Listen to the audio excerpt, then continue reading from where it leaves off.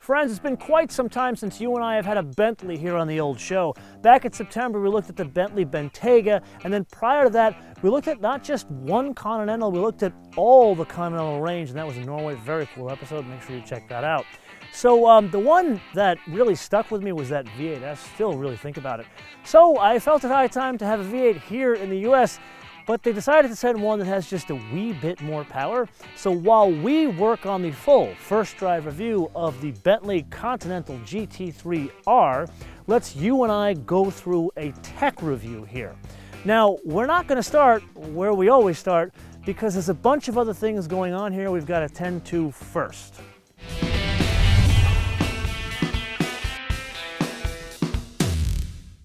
Now, a personal aside here. Between Rolls-Royce and Bentley, I've always thought Rolls-Royce is the more ostentatious of the two, Bentley always the more understated of the two.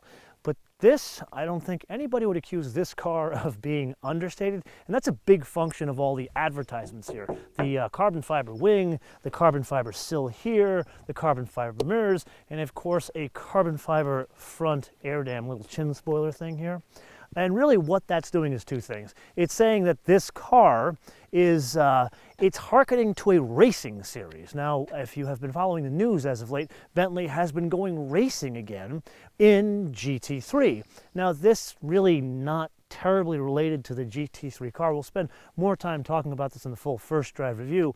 But really all this stuff here, especially this big sticker here, GT3R, and there's one over there as well, is to say this is a lighter Bentley. But it's not really meaning that this is a lightweight car. It's still 4,800 pounds.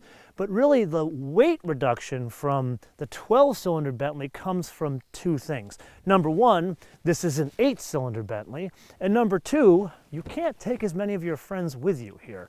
There is no back seat. There is basically just a parcel shelf, which I have to say is rather cool. But, oh, and while we're here, notice the green in the interior here. It's trimmed all here, as well as on the diamond stitched here is actually green stitching. Again, we'll spend more time talking about this in the full first drive review. Now we need to go and talk about driving dynamics. Okay, so yes, a more ostentatious looking Bentley Continental, but there are some things that are shared with the box standard Continental, as well as there's some changes. So yes, there are the double wishbones in the front and the multi-link in the rear. Yes, and it also is all-wheel drive, but there are some changes like carbon ceramic rotors, and in the front it's 420 mils, in the back 356 mils. But this one, the front calipers, notice they're green here, very cool looking. They're 8-piston calipers. So there's a couple of other things going on, specifically in the back.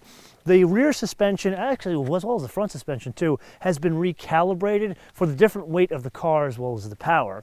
And then, because they want to focus on acceleration, the final drive ratio has changed. But most importantly, there's a torque vectoring differential back here, which we will play around with in the full first drive review, so make sure you come back for that. Now, let's end with a place we usually start, the engine. Okay, so this is where one of the biggest changes lie in the car. So it is not a 12-cylinder Continental engine. This is an 8-cylinder engine, and this has been pilfered from its corporate cousin, Audi. So it's a 4-liter twin turbo V8. We've seen this engine before in the RS7. Have had a lot of fun with that car. Sadly, we never shot it, never did it on camera, but what a wonderful engine in that application. But in this application, it does something a bit different. It's got more power. So here, it's 572 horsepower, which comes in at a relatively high engine speed, 6,000 RPM. But then the torque, 518 pound-feet of torque, which comes in at a very low 1,700 RPM. But then there's an additional thing going on here that, let's just say we've seen in a Porsche and a Buick, and that is overboost. So overboost is available for 15 seconds. It brings the horsepower up to 592. Now think about this. This is a V8 that puts out almost 600 horsepower, and the torque goes up to 553 pound-feet of torque. Now notice, this is an engine that is borrowed from an Audi, and this is a Volkswagen Group car. So yes, the engine sits a bit farther forward. So one of the things that are affected in driving dynamics is that the weight, there's more weight sitting in the front. So we'll spend more time talking about this in the full first drive review, but it's about 57% of the weight sitting out here. So with that, what do we got? Well, we've got a special Bentley here, especially the way it looks. As a matter of fact, we should kind of stand back and actually look at it together because I want to leave you guys with a question in advance of the full first drive review. And that is, what do you think of the look of this car? Like, I was kind of on the fence when I saw it in pictures, but then just kind of looking at it, especially, now granted, we have been at the end of a very long workday, so we're kind of losing light here, but this thing, it's somewhat striking in person and gets a hell of a lot of attention. You know, some people say I love the green interior, some people say I hate the green interior. But my question to you is this: do you like some of the changes here, or do you not like some of the changes here? And to be very specific, not just yes or no, what you like, what you don't like, and why. Let me know in the comments below or via our social media, MotoManTV all one word, MotoManTV all one word, Facebook, Twitter, and Instagram. And with that, I want to leave you with two things. Number one, make sure you download our fancy new mobile application, which you can download for free at Apple iTunes and Google Play.